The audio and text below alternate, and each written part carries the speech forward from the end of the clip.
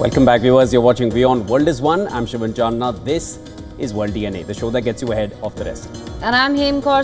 On the show today, in a further escalation in Syria, Israel launched direct strikes on areas near the presidential palace, the Syrian military's headquarters and the defense ministry. As per the War Monitor, over 350 dead in southern Syrian province of Sweda since the violent clashes began. We'll be getting you the latest on this on the show today. Also on World DNA, it seems that pressure from his own support base is causing the US president to lash out. US President Trump launched an extraordinary attack on his own supporters, calling them gullible weaklings for questioning his administration's handling of the Jeffrey Epstein case. This is really becoming a bane for the US president at this point. We'll be tracking all those developments. Let's start with that.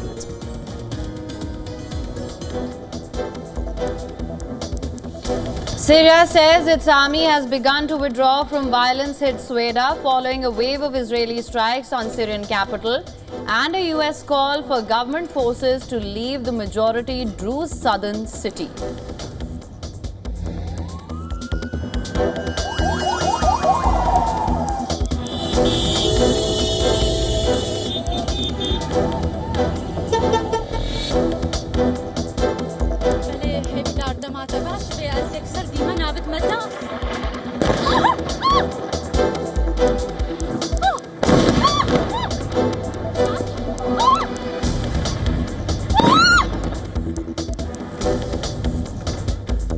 Video shows a reporter caught by surprise during a live transmission as Israeli jets strike the Ministry of Defense in the heart of Damascus.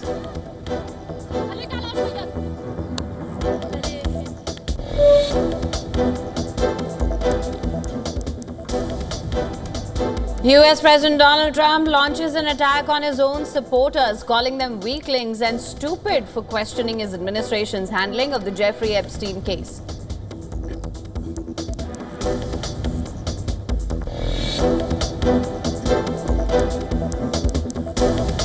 A 7.3 magnitude earthquake struck off the coast of Alaska, triggering a tsunami warning that was later withdrawn.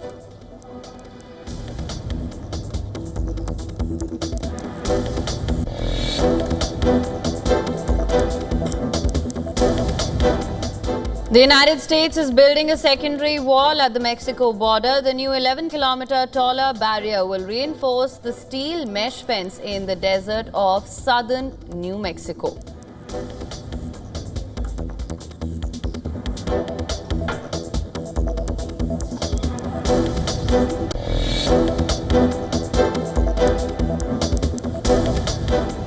The Philippines says it is considering legal action after accusing a Chinese vessel of causing damages worth more than $194,000 to protected coral reefs near Thitu Island in the South China Sea.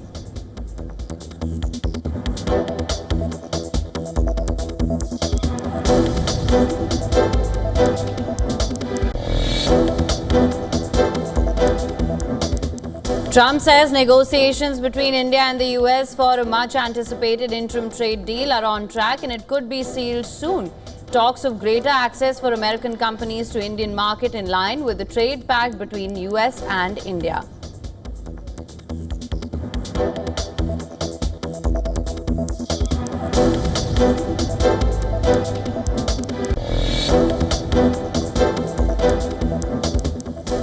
Trump says he's not planning to fire Fed Chair Jerome Powell yet, but leaves the door open. Trump blames Powell for high rates and rising debt, while critics warn firing him would damage US Fed credibility.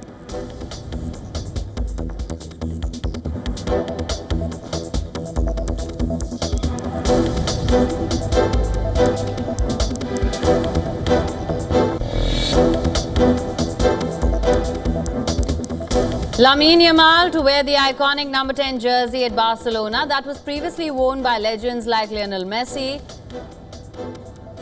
Ronaldo and the late Diego Maradona. The 18-year-old also signed a contract extension till 2031.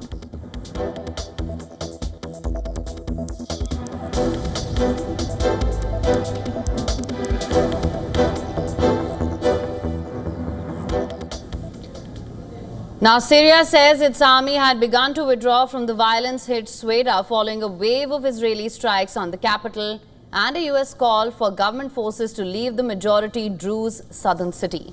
Now, the Syrian government earlier announced a new ceasefire in Sweden that would bring a halt to military operations there after clashes that a war monitor said had left more than 350 people dead since Sunday. Now, Israel launched strikes next to Syrian presidential palace. The Israeli strikes also hit targets near the Syrian army and defense ministry headquarters. One person has been killed and 18 injured in the attack. Israel has warned the Ahmed al-Shara-led government to leave the Druze minority alone in its Sweda heartland.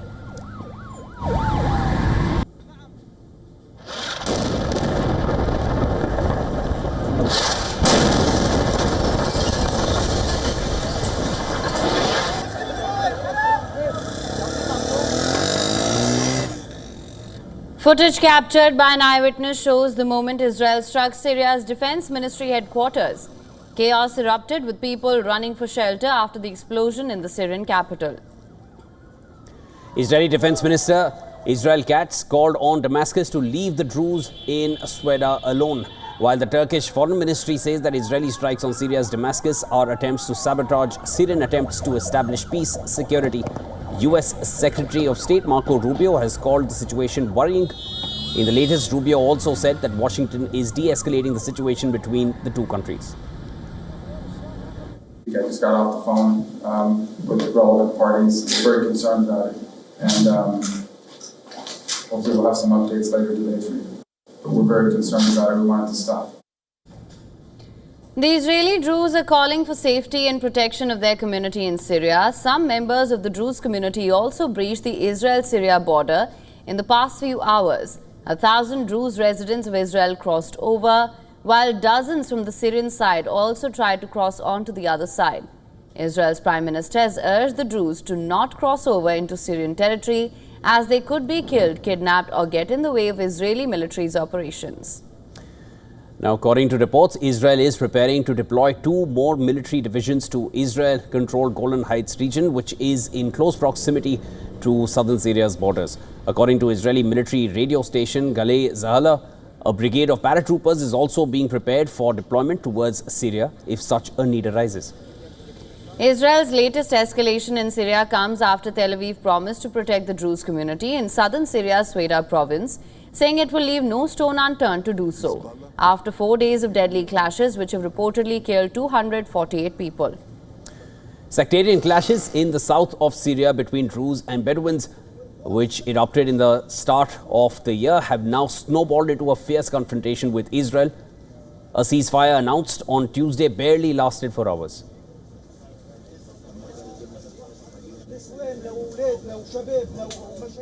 The past few days saw dozens of civilians and military forces killed in intense clashes between Druze armed factions and Sunni Bedouin tribes alongside Syrian government forces in the country's Sweda province. What started as a series of tit-for-tat kidnappings spiraled into series rounds of fighting as tensions have simmered between the Druze and Syria's new Islamist-led government, which led the movement that toppled President Bashar al-Assad in early December. Meanwhile, the Israeli army struck near the entrance of the Syrian Ministry of Defense in Damascus. Israel has launched a series of airstrikes on convoys of government forces in southern Syria since the clashes erupted and has beefed up forces on the border. It threatened to further intervene to back the Druze in the country. A number of Druze live in the Israeli-controlled Golan Heights and are related to those in Syria. The Gaza Humanitarian Foundation, GHF, backed by the US, has blamed Hamas for the deadly crowd surge at its aid distribution center in southern Gaza, which claimed the lives of at least 20 people. Hamas has rejected the allegations, blaming Israeli gunfire as the cause for the panic at these stations.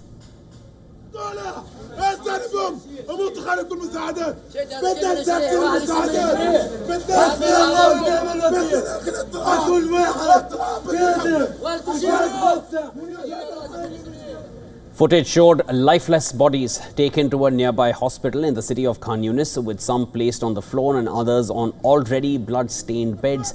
The GHF said 19 people were trampled and one was fatally stabbed during the crush at one of its centers in Khan Yunis in southern Gaza. Witnesses described the scene as chaotic, with people suffocating and being trampled in the crowd. They also blamed the use of stun grenades and pepper spray by guards, which added to the chaos.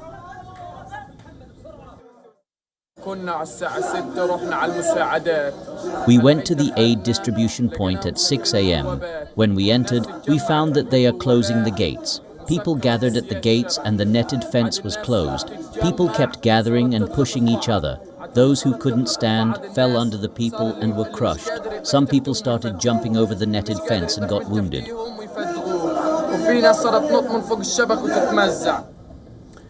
Acknowledging the deaths after weeks of chaotic scenes at its ration centers, GHF put the blame on Hamas for provoking the crowds. Make no mistake, this tragic incident was no accident.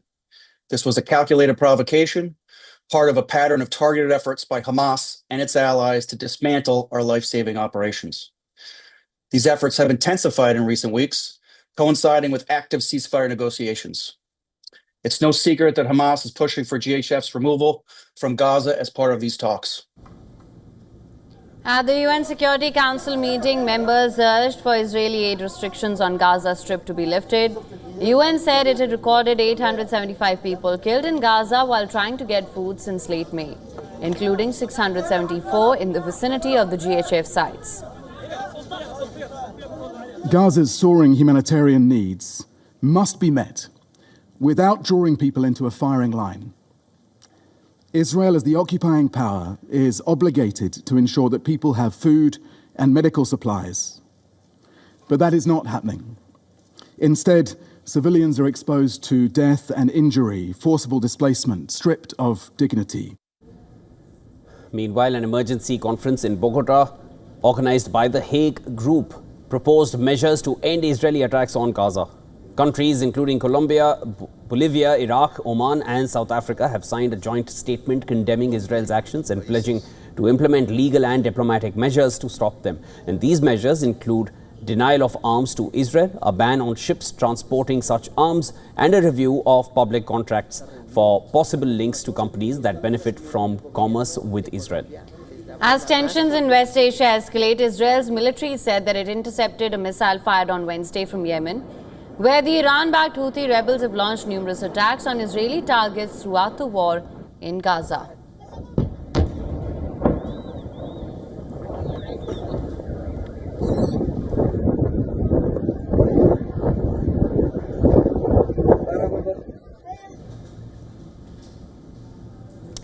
And in light of all that's happening, Ukraine is bleeding on all fronts. Ukrainian cities are once again under attack.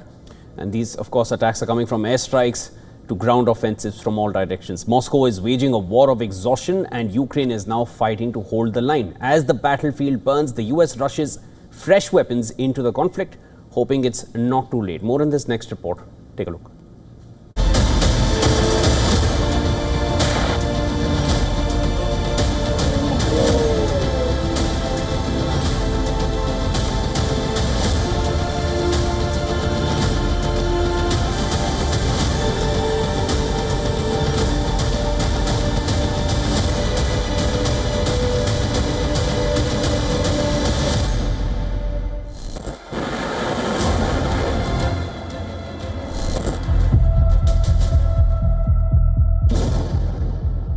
Russia is bleeding Ukraine dry with drones, missiles and a ruthless ground push. Ukraine is under siege.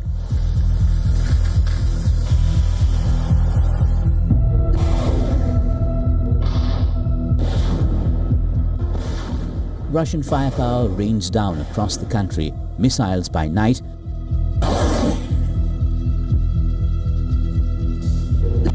and ground assaults by day, drone swarms in between.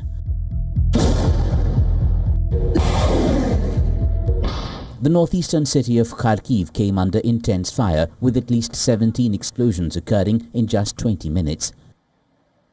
The attack comes a day after US President Donald Trump warned that Russian President Vladimir Putin has 50 days to strike a peace deal or face stiff tariffs from Washington. In the trenches, Ukrainian soldiers are exhausted. This is no longer a fast war, it's a war of attrition.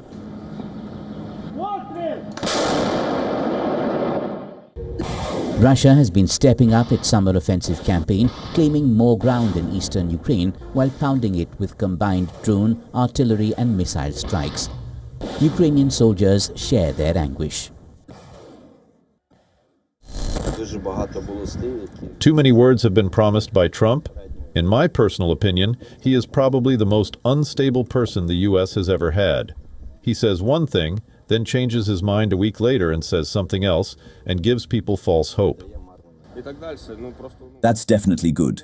The only problem is that I'm worried that it might not be possible to provide such a huge amount of resources so quickly. But the more, the better. The more damage we inflict on them, the sooner they will have at least some desire to end the war.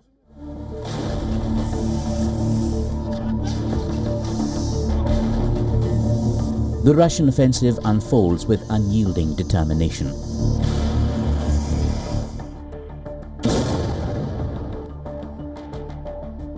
Russian forces are closing in on the eastern strongholds of Pokrovsk and Konstantinivka in the Donetsk region, methodically capturing villages near both cities to try to cut key supply routes and envelop their defenders in a slow offensive that has unfolded for months. Military experts say that capturing those strongholds would allow Russia to push towards Slovyansk and Kramatorsk, setting the stage for the seizure of the entire Donetsk region. Ukraine is now waiting for the early delivery of American Patriot missile systems, which will provide much-needed firepower to block the Russian arsenal attack. A chronic shortage of manpower and ammunition has forced Ukrainian forces to focus on holding ground rather than launching counter-offensives. Bureau Report, WION World is One.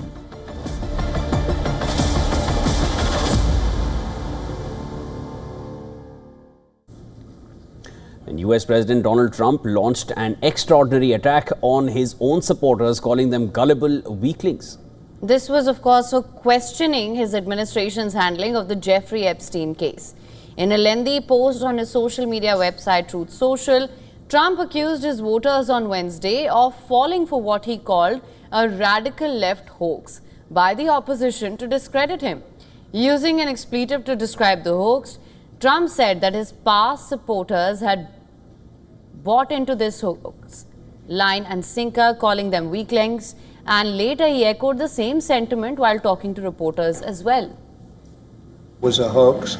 It's all been a big hoax. It's perpetrated by the Democrats, and some stupid Republicans and foolish Republicans fall into the net, and so they try and do the Democrats' work.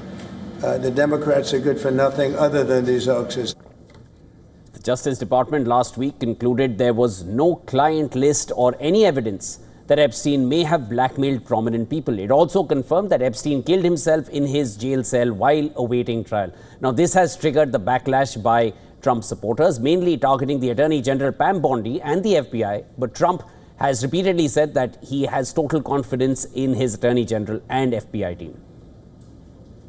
Sir, do you think your Attorney General was in here, your FBI leadership? Do you still have confidence in that team, sir? Total. Sir, will you get appointed as federal counsel to investigate the Jeffrey Epstein investigation? I have nothing to do with it.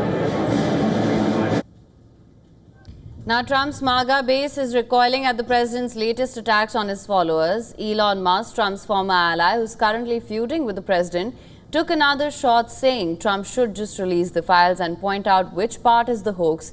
Even Republican lawmakers are breaking ranks with Trump on the claim.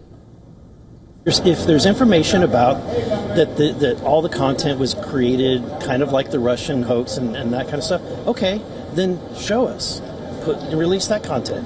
Then the American people can get mad, at the people that were creating the false narratives, right? But at the end of the day, I work for the district. I work for my constituents and the American people, and I think we owe it to the American people to stand up and let them, make clear that they own this government, not the other way around. Democrats are also cornering Republicans in the Congress over this issue, where divisions among the Republicans are out in the open now. Mike Johnson, Speaker of the U.S. House and a Trump ally himself, called on the Justice Department to release the Epstein files and documents. Talking to a podcaster, Johnson said that it was a very delicate subject, but we should put everything out there and let the people decide it. Several Republican representatives are also calling for the release of much-touted Epstein files. These include Georgia Congresswoman Marjorie Taylor Greene and Representative Tim Burchett.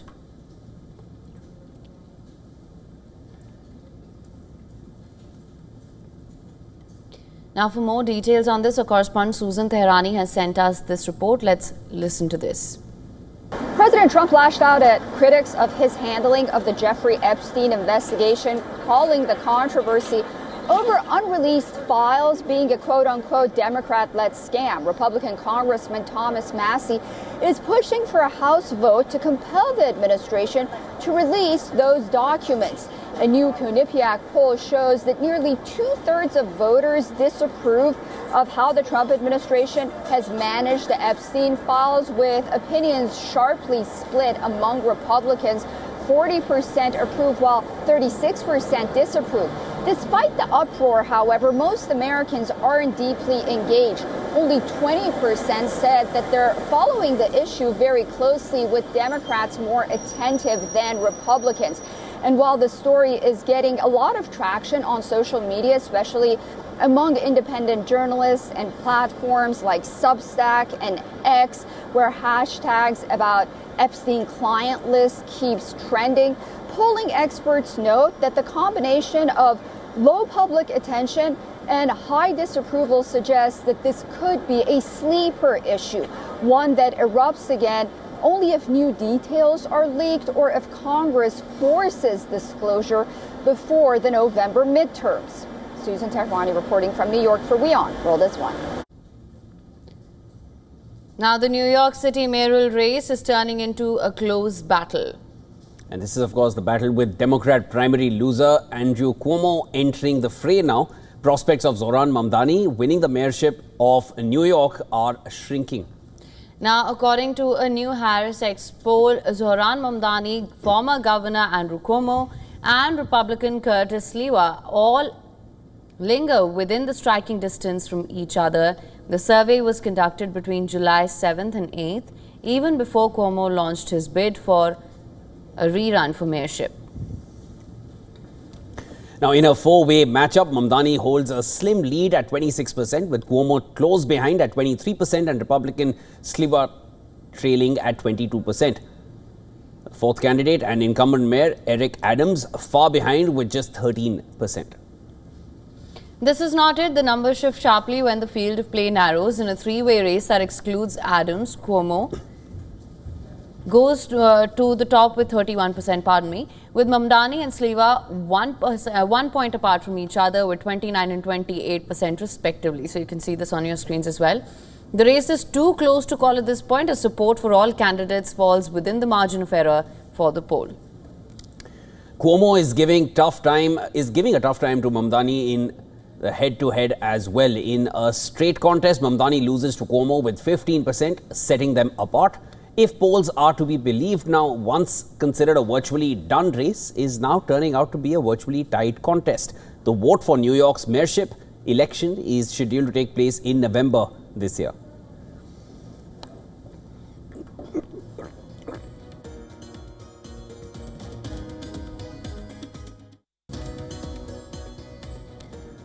And political uncertainty is peaking in Japan just days before a critical upper house election. Of course, this election could decide the fate of Prime Minister Shigeru Ishiba's fragile government. 125 of the 248 upper house seats will be up for grabs in the election on the 20th of July.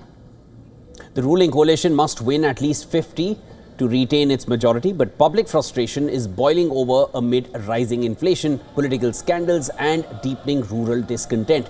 Now, at the center of the storm is Agriculture Minister Shinjiro Koizumi, a rising star and the son of former Prime Minister Junichiro Koizumi, who has become the face of the government's high-risk, reform-first strategy. Nicknamed the Rice Minister by some, Koizumi shocked traditional rural voters when he slashed rice prices by directly releasing government stockpiles and dropping the cost of a 5-kilo bag, from over $27 to about $23. He bypassed long-standing agricultural networks and told skeptical farmers that if prices stayed high, consumers would stop eating rice altogether. While urban households applauded the move during a time of rising food costs, the backlash in Japan's aging countryside has been sharp. For decades, rice farmers formed a key part of the ruling LDP's base, but now many feel abandoned as their profits vanish and political loyalty erodes. The sensitivity of rice politics in Japan is nothing new. Just last year, then Farm Minister Takuito was forced to resign after he said that he never buys rice because his supporters just give it to him for free. This comment, of course, was made while the country faced record high rice prices and food shortages. The backlash was swift, brutal, reminding politicians that rice is personal and public trust is fragile. Now, the gamble is clear. Rebuild support among urban voters feeling the pinch, even at the cost of alienating the rural heartland. With Japan's farming population shrinking and aging rapidly, Koizumi's reforms reflect a broader shift in LDP priorities. But it's a gamble that could cost Prime Minister Ishiba dearly. Polls suggest the coalition could fall short of its target, and a loss on the 20th of July could trigger Ishiba's resignation and end the ruling bloc's grip on parliament. It could potentially set the stage for a new political alignment. Now, as voters prepare to cast their ballot, the question looms. Will Koizumi's bold moves save the LDP or end up unraveling it even further?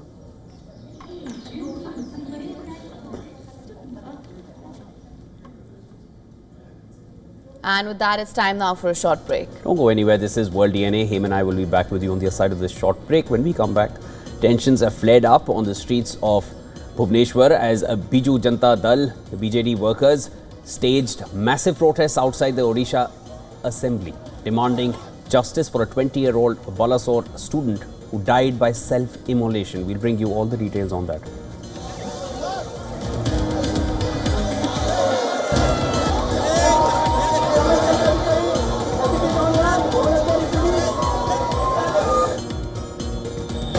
Protesters in police face off in Bangladesh's Gopalganj district after the National Citizens Party's countrywide July march escalated into violence in Sheikh Hasina's hometown. Stay tuned for all the details.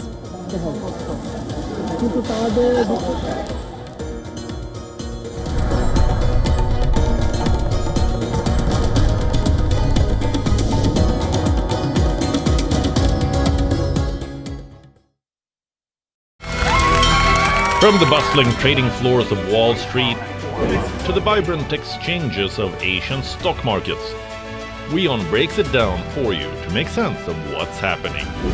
As we reveal the key factors behind events, strategic battles, and the game-changing business decisions that shape the world. We bring you all of this and more on World Business Watch. Where darkness hides behind every corner. Where the truth is stranger than fiction. A show that dives deep into the stories which shock and mystify. Unsolved murders. Psychopaths who defy explanation. International war crimes. And millions swindled in financial fraud. The victims, the accused, and the sinister plot. Prime Crime is your front row seat to darkness.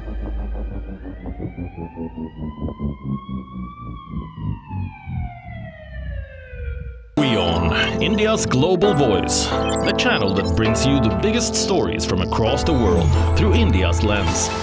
Now available in more than 190 countries worldwide. Because we believe that the world is one. Watch us in Africa, Europe, USA and Canada, South America, Asia Pacific, Middle East and North African regions. Also available on these digital platforms across the world. WION. World is one.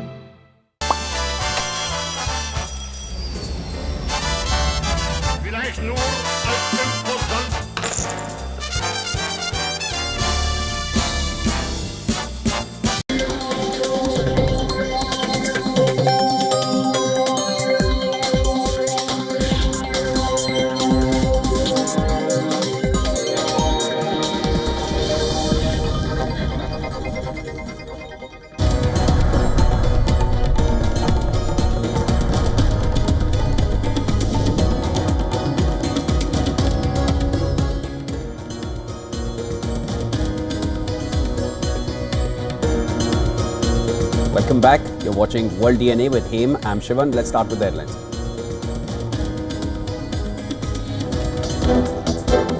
It's all been a big hoax. It's perpetrated by the Democrats, and some stupid Republicans and foolish Republicans fall into the net. US President Donald Trump launches attack on his own supporters, calling them weaklings and stupid for questioning his administration's handling of the Jeffrey Epstein case.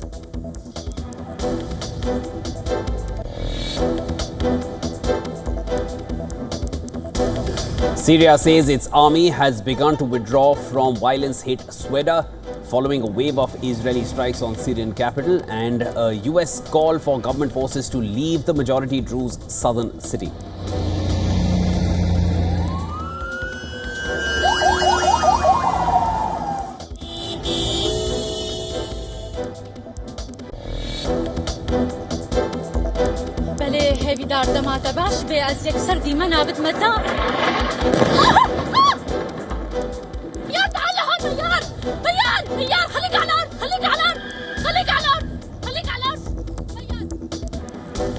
Video shows a reporter caught by surprise during a live transmission as Israeli jets strike the Ministry of Defense in the heart of Damascus.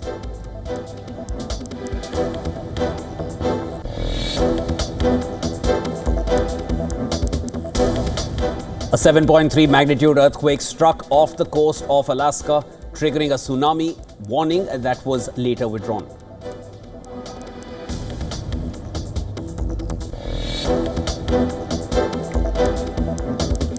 The Philippines says it considers legal action after accusing a Chinese vessel of causing damage worth more than $194,000 to protected coral reefs near the Thitu Islands in the South China Sea.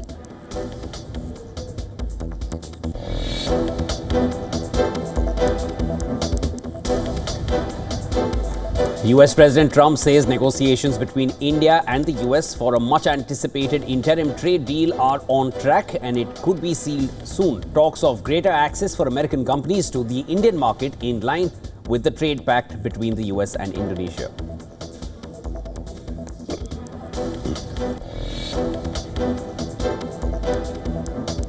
Oil prices ticked higher on Thursday, lifted by strong US and China data, falling US crude stockpiles and easing trade tensions.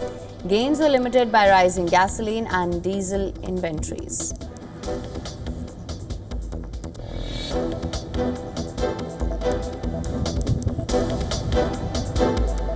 Lamine Yamal to wear the iconic number 10 jersey at Barcelona that was previously worn by legends like Lionel Messi, Ronaldinho and the late Diego Maradona. The 18-year-old also signed a contract extension till 2031.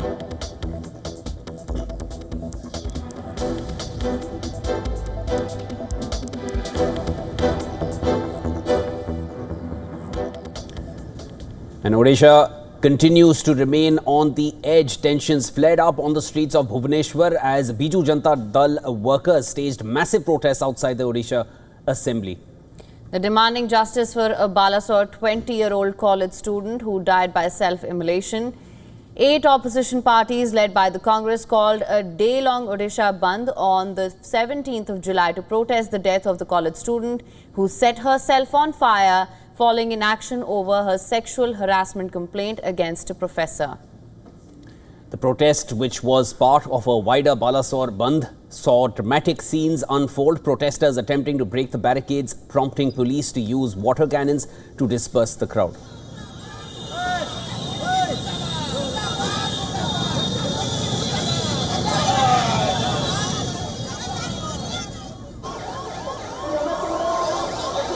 To control the situation, the state police also fired tear gas shells and continued using water cannons against the protesters.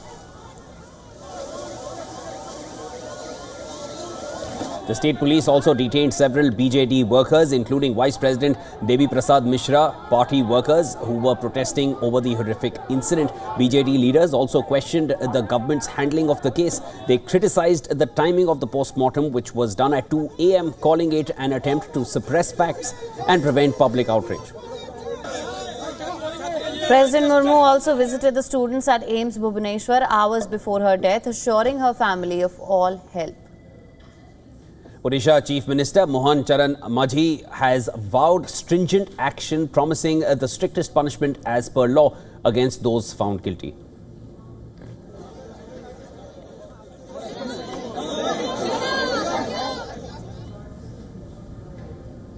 And in Bangladesh, the National Citizens Party's countrywide July march escalated into violence in Sheikh Hasina's hometown. Well, the clash between Hasina's Awami League supporters, NCP and police claimed 3 lives.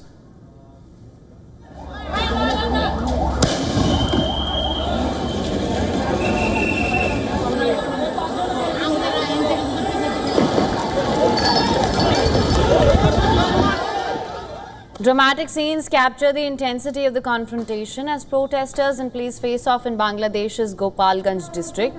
Protesters set police vehicles ablaze. Police were seen firing on protesters. Gopalganj authorities imposed a curfew in the district as well. 3 people were killed after police got involved. 17 others were injured, and they also suffered bullet wounds. Now, the clashes were triggered after NCP attempted to foil a rally. This newly formed party, NCP, was made up of many students who spearheaded the uprising last year. Bangladesh's interim leader Mohammad Yunus termed the attempt to foil the NCP rally a shameful violation of their fundamental rights. In a statement from his office, Yunus said that the heinous act will not go unpunished.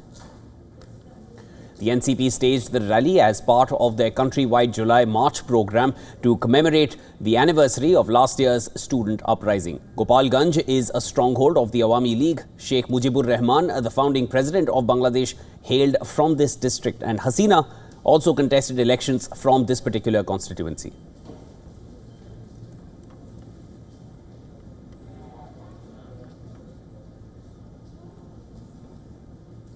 And Cuba's labor minister is under fire for denying that communist nation has no beggars.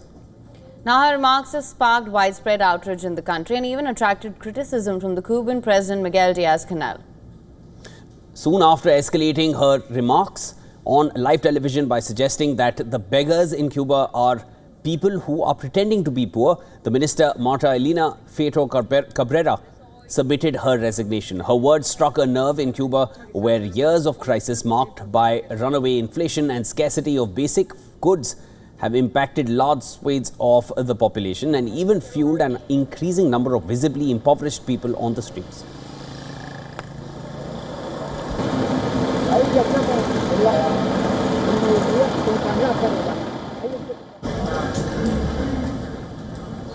Feto even made inflammatory insinuations that people wiping windshields on street corners were looking for money to get drunk, and those picking through garbage as unlicensed self-employed recyclers were dodging taxes. Now, the Cuban presidency has since been issuing statements to clear up the act of its own minister across multiple platforms.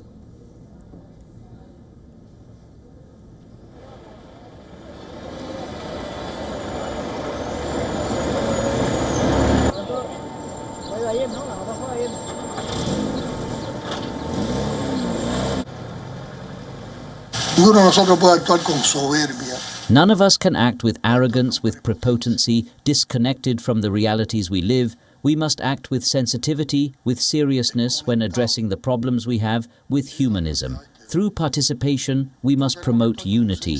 In that humanistic vocation, we must demonstrate our humanistic calling with welcome, with support, with help, with solidarity toward those who are at some type of disadvantage, toward those who are in some situation of vulnerability.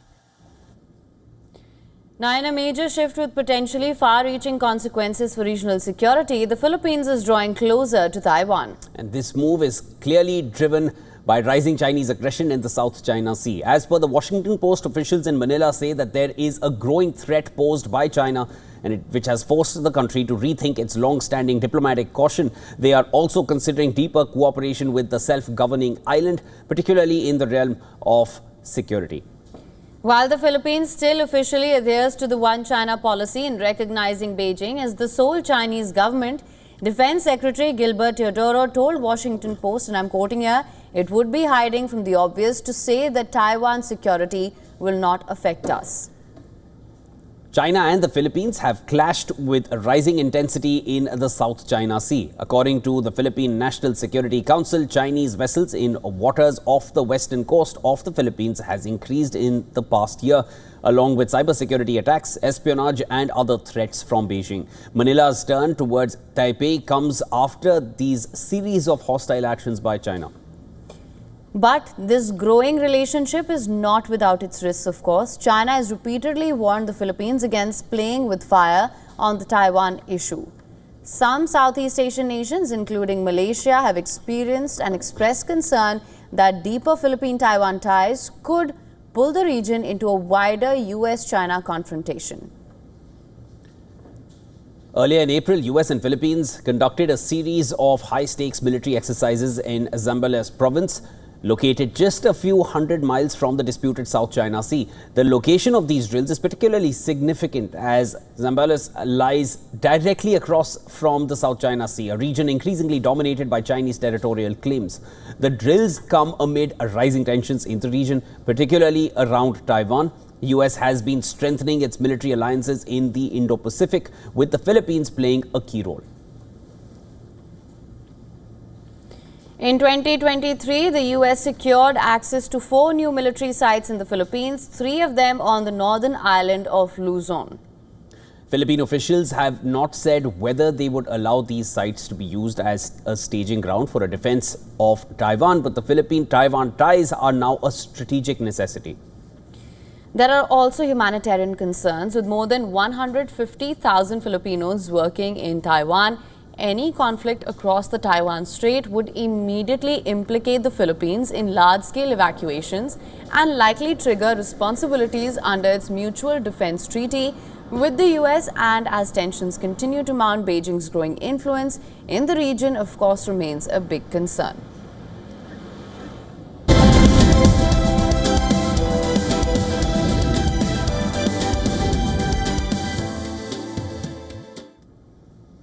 Bahrain's Crown Prince announced a massive $17 billion investment in the US during a meeting with Donald Trump. Meanwhile, the White House is pushing ahead with the aggressive trade policies, including new tariffs on Japan and a potential deal with India. Now, Bahrain's Crown Prince Salman bin Hamad Al Khalifa met President Trump in the Oval Office on Wednesday, announcing plans to invest more than $17 billion in the United States. The headline deal: a $7 billion package for Gulf Air, which is Bahrain's national carrier, to buy 12 Boeing aircraft with an option for 6 more, along with 40 General Electric engines. The White House says the move will support 30,000 American jobs and includes major partnerships with Oracle and Cisco as Bahrain replaces Chinese infrastructure with US tech.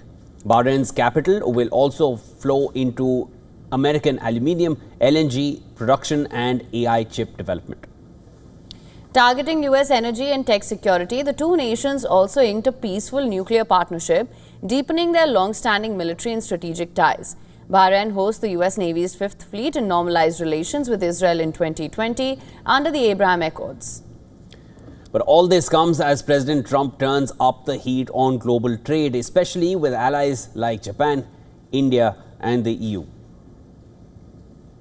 The Trump administration announced new 25% tariffs on imports from Japan and South Korea, effective the 1st of August, with more than 150 smaller nations now facing a 10% universal tariff.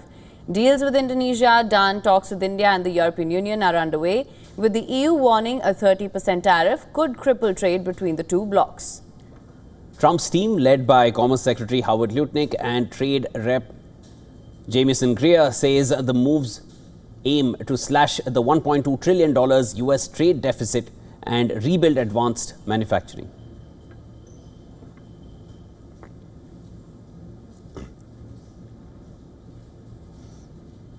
Now, we have seen the use case of Bitcoin and utilities rise in recent months. But the latest is the US Federal Housing Department exploring Bitcoin as a mortgage hedge. If approved, this will mark a tectonic shift. Take a look at this next report. Cryptos are now being tentatively examined by the government-sponsored entities at the core of the US housing market. Bitcoin, for example, was once dismissed as a fringe fantasy by a niche band of crypto believers.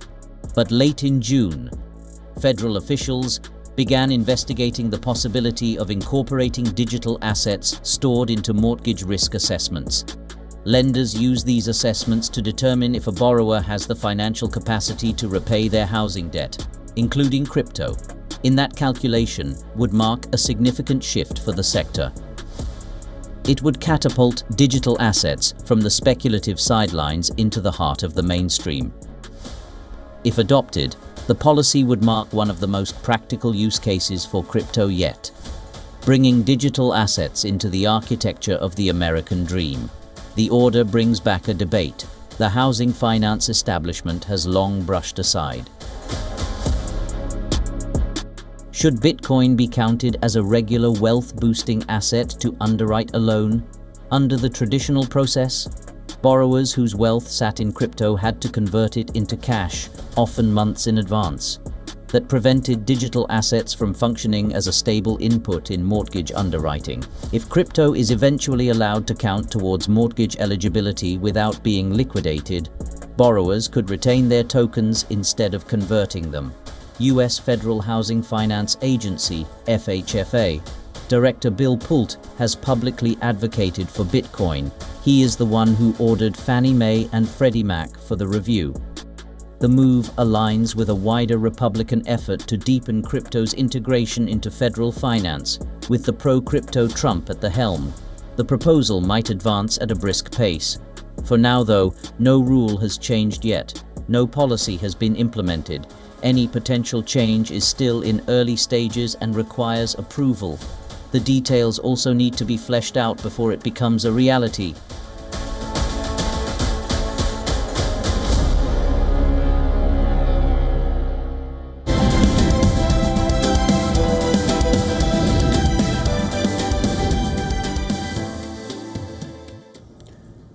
Lamine Yamal has entered an elite list at Barcelona. The 18-year-old will wear the iconic number 10 for the Catalan Giants that was previously worn by legends like Lionel Messi, Ronaldinho and the late Diego Maradona. Yamal also signed a contract extension that will keep him at Camp Nou till 2031. Now at Barcelona, the number 10 isn't just a shirt, it's a symbol of greatness, and now it's a statement of belief in Yamal as he dons the number 10 jersey. The teenager has risen through the ranks of the club's famed La Masia Youth Academy. It's the same academy that produced talents like Messi. Yamal has often been compared to the Argentine.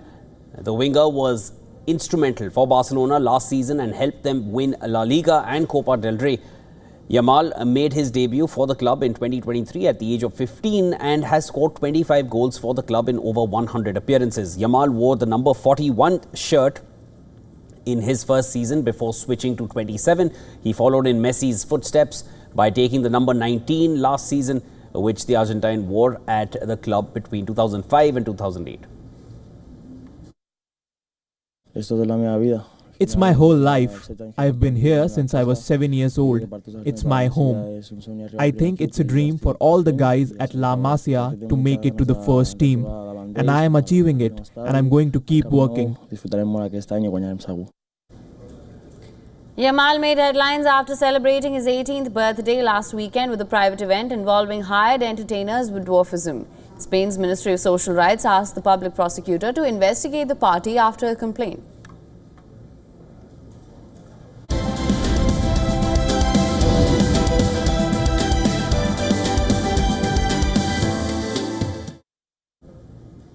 Alright, shifting our focus to the world of entertainment now. The original cast returned for I Know What You Did Last Summer reboot premiere. And of course, this took place in Los Angeles. More about the star-studded event in this next report. Take a look.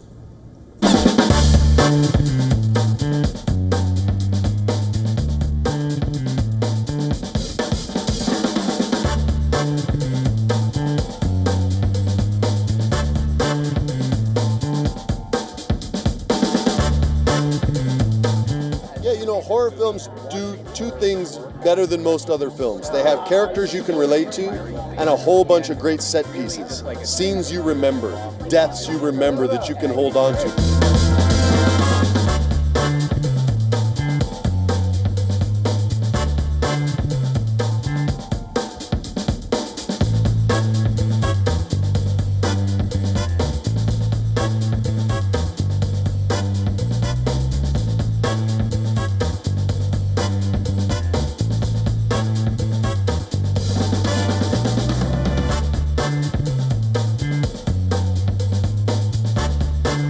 Yeah, I think it's like a form of escapism, a film that you can enjoy with friends and really be invested in and kind of go through a wave of emotions. Excited. I think this film does a good job at balancing the humor with the drama, with the slasherness. So yeah, I think that's the beautiful thing about slashers. So.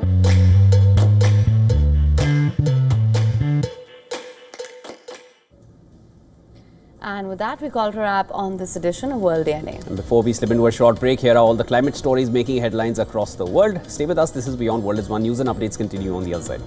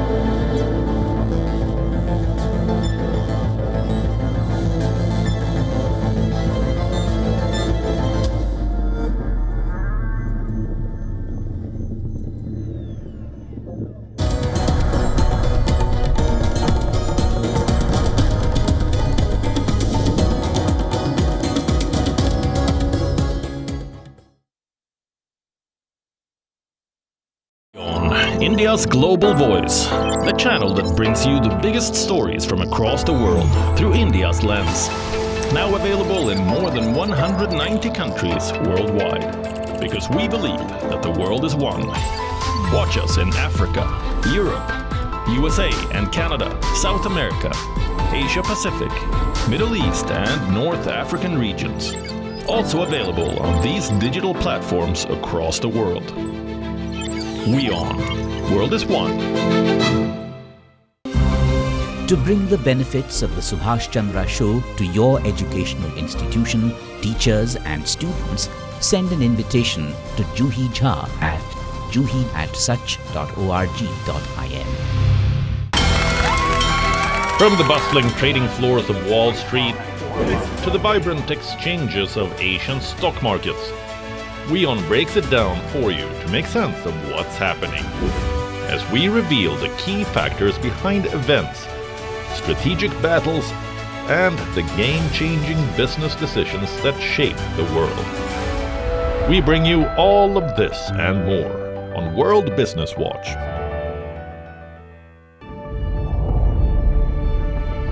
The Earth is sending distress signals. Wildfires, droughts, and melting glaciers. Can we reverse the damage? Explore the harrowing effects of climate change. It's a wake-up call. Global emergency.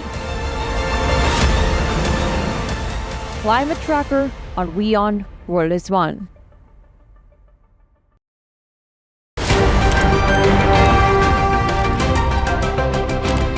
Ready to dive into your daily dose of news? bringing you what's trending in the West and all that's setting trends in the East. And all of this served up with a side of insightful banter. We don't just bring you the latest stories. We bring you your talking points for the day.